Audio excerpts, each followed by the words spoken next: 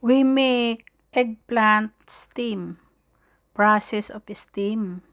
So we slice first, and then we boil first. After boiling the water, put the eggplant.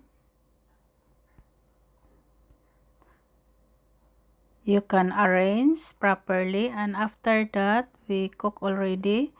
I prepare garlic, frozen garlic with soy sauce.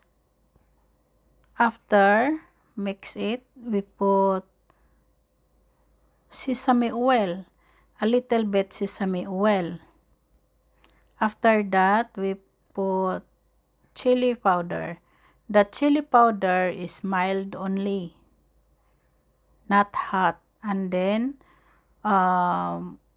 mushroom powder,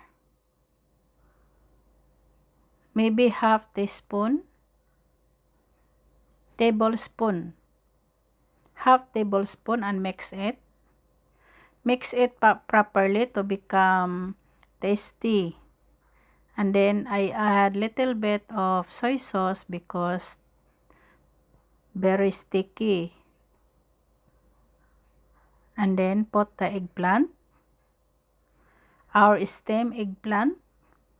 Our eggplant is not watery because the process is steam. And mix well properly.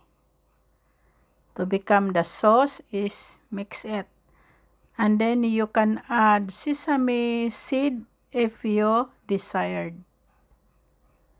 This is a recipe of South Korea.